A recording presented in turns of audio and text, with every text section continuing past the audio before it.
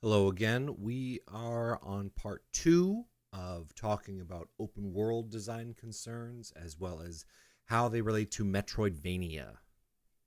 This has been on my mind a lot as we work on a game called Brigador Killers. I'm going to just go ahead and put us in whiteboard mode. Take a seat. Who needs full screen with a camera this bad? The main thing that I keep coming back to is a question of perspective. Whereas the older GTA games were top down, which I probably need to play more of, I didn't play them. I came in on 3. But the older ones are like this, where we construct, a mental image of the world and these box plaza. We construct a mental image of the world, and I'm zooming out along pretty normal sight lines, right? Like as if we were in the world ourselves in a first or third person game. In a Metroidvania, which are typically side scroller, you construct the world in a very different way. You construct the world in your mind, right? In different sort of gaps. And it was very interesting. I was playing Rondo of Blood or Symphony of the Night. And then I played Bloodstained, and it was very interesting to me to pay attention to where they scroll the camera. They'll have these big long sort of scrolling rooms where, this would be about a screen length, about a screen length, about a screen length. And then they would stop, and then they cut to when you would exit. And this is a grammar that's been part of, Metroidvanias since the beginning. They would stop, and then you come in on a new screen, and they would always do this on what you would call, or what I would call, elevator shafts. Any of the sort of vertical traversal levels, they always would cut, and you go to a new screen there.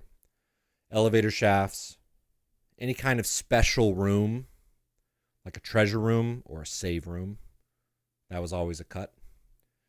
So it's interesting to me because when you don't have the first or third person perspective, it's very hard to knit together the space sometimes. That's not true. It's not that it's very hard to knit the space together. It's just the space knits together differently.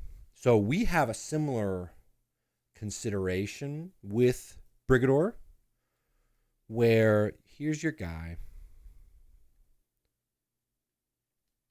and then here's your, three quarters top down perspective view. I've got my aiming reticle, yay! Here's your view of the world. When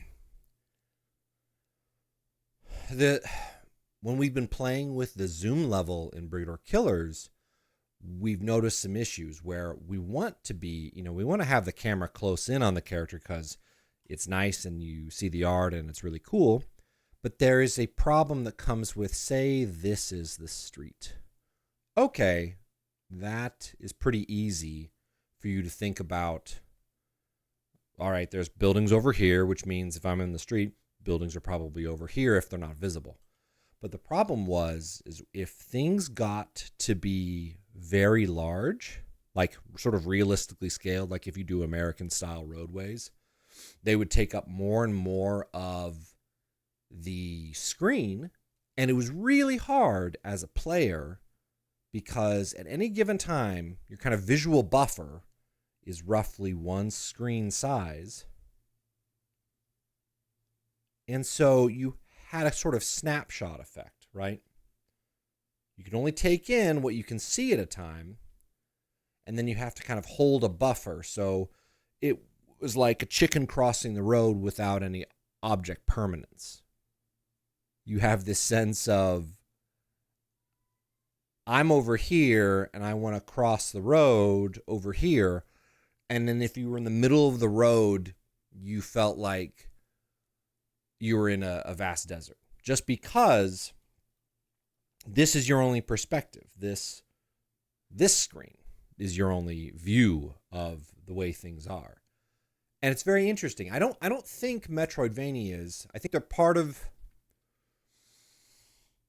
I think that there are side scrollers because it's traditional. There's side scrollers because of jumping, the way the two dimensionality, the compressed plane, the compressed image plane, both visually and for gameplay and for simplicity.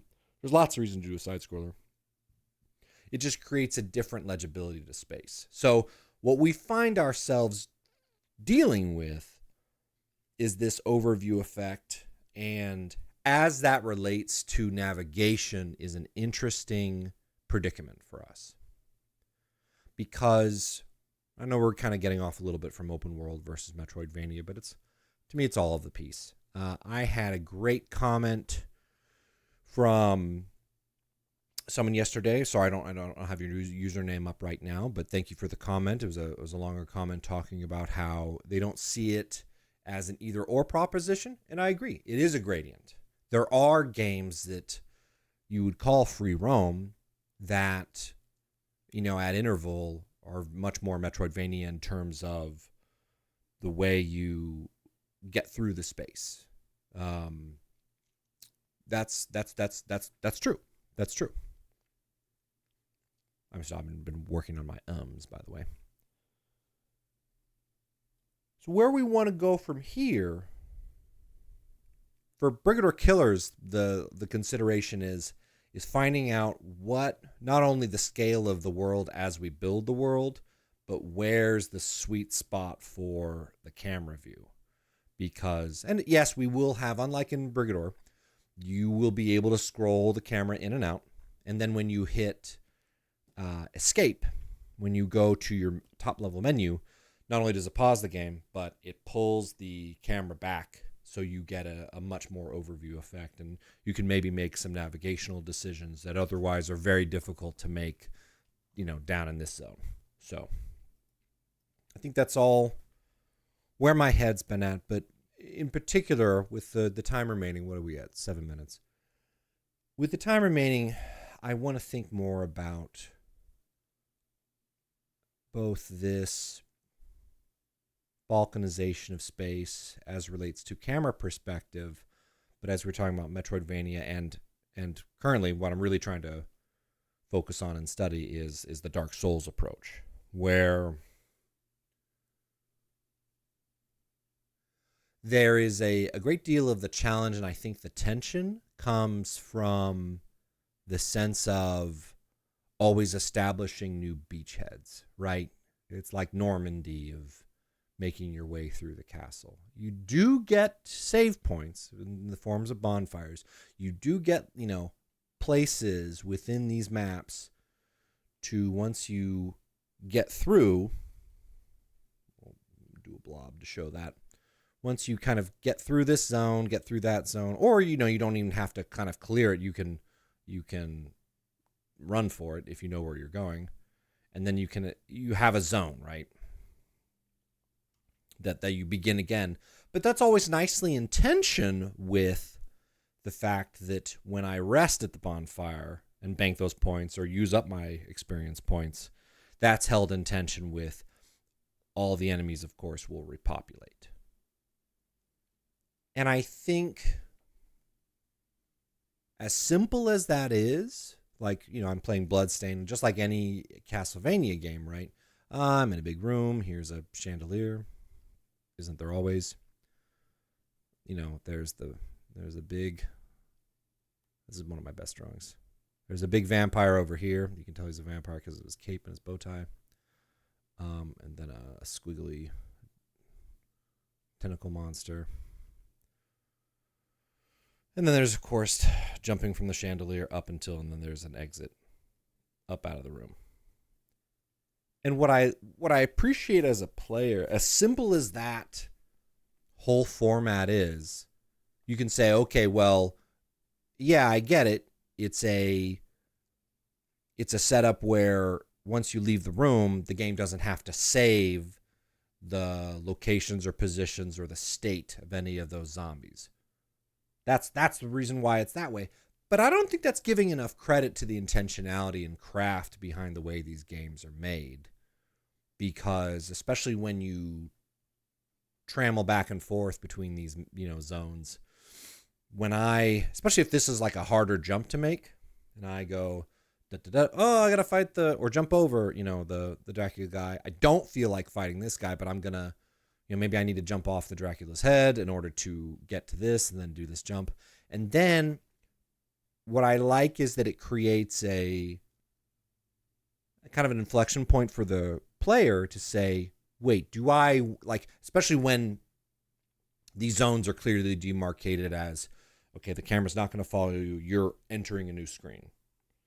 And it's understood that new room, new screen equals all these guys come back when you re-enter the zone. And there's an elegance, yes, for sure, SNES, older times, there was a degree of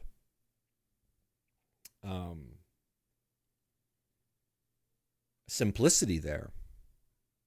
But I don't think that quite gives enough credit to the value in terms of what it means for the player in that space. Anyway, I'm over 10 minutes. I'm still trying to keep these at 10 minutes. If you guys want more time, does it feel like I'm curbing myself? Should these be longer?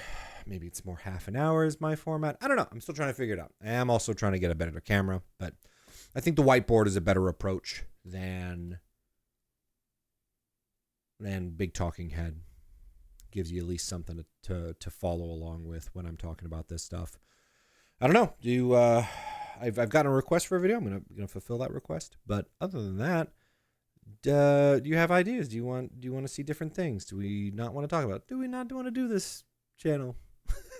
We just go back to streaming. I love streaming personally. So those are my considerations. Thank you for listening. Thank you for watching.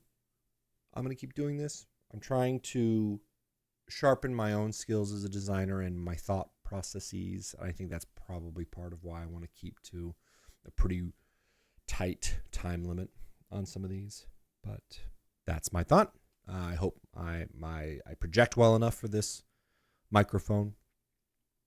Maybe stop doing these in the morning where you can see my hair's wet and I look very flushed.